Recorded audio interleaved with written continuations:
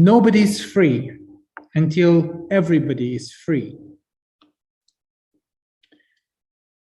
Fannie Lou Hamer was an American voting and women's rights activist, community organizer, and leader in the civil rights movement. In a speech called "Nobody is Free Until Everybody is Free" in Washington in 1971, she said that Black and white women had to work together towards freedom for all. When you achieve your goal, you need to go further and break the chains of injustice for others. Dr. Martin Luther King Jr. put a similar idea in this way. Injustice anywhere is a threat to justice everywhere. We are caught in an inescapable network of mutuality.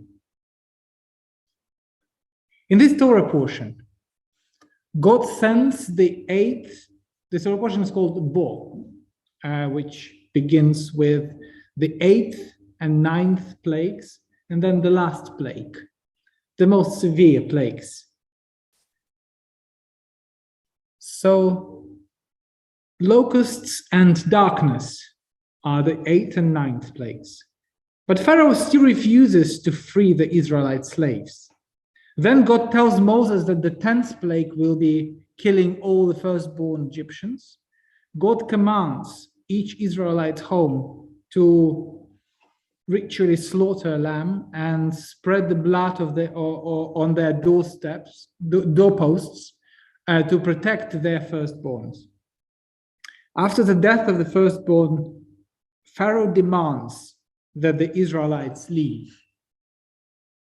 This is a story about freedom and the way how, in this particular story, a Jewish slave achieved freedom and broke the chain of injustice. But there is an important moment there. After the 8th plague, locusts, Pharaoh suggested that men can go, but the women and children, all their possessions, and as well as all the animals, should remain in Egypt.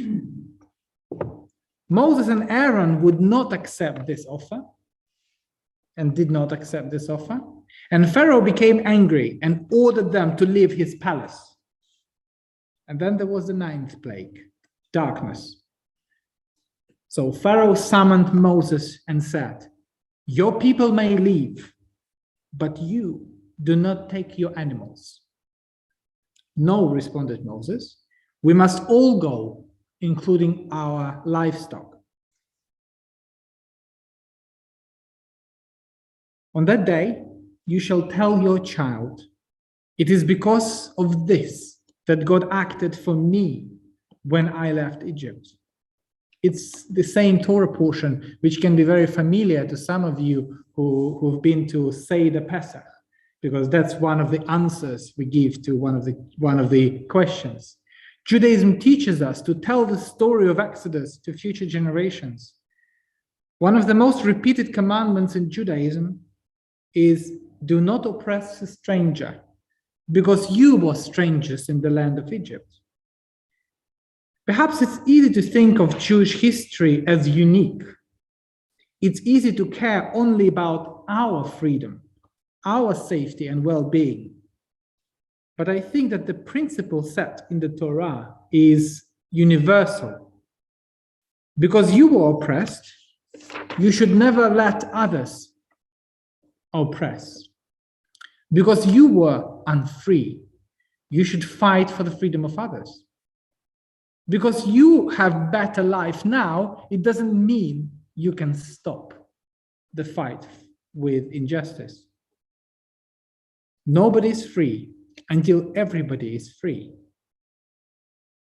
Following this principle, one may ask, it's all good. In the story of Moses, it's a happy end. We are free. But what about Egyptians? What about oppressors? Does the fact that some people oppress and enslave others justify violence against them? How far can one go to free others? If you only follow the Torah text, then any action may seem appropriate. The last plague was on and went as far as the death of the firstborn of all the Egyptians. In addition to that, when the Pharaoh changed his mind at the end and sent his army to chase the Jews, the Egyptian army drowned in the sea. Does it mean that our religion promotes violence against oppressors? Does it mean that any price is worth paying for the sake of freedom and justice? Well, I think this is where our traditional commentaries try to give an answer to this question. They wrote a legend, and they tried to imagine what God thought when he saw the pain of Egyptians. On seeing the drowning Egyptians, the angels, and in legends, angels often surround God as advisors or some kind of people next to God, or creatures next to God, angels next to God. So these angels were about to break into song when God silenced them, declaring, "How dare you sing for joy when my creatures are dying?" And in this case, God referred to Egyptians. Nobody's free until everybody is free. Injustice anywhere is a threat to justice everywhere. We are caught in an inescapable network of mutuality. Instead of indifference, let it be the network of mutual respect. Instead of silencing others, let it be the network of mutual support.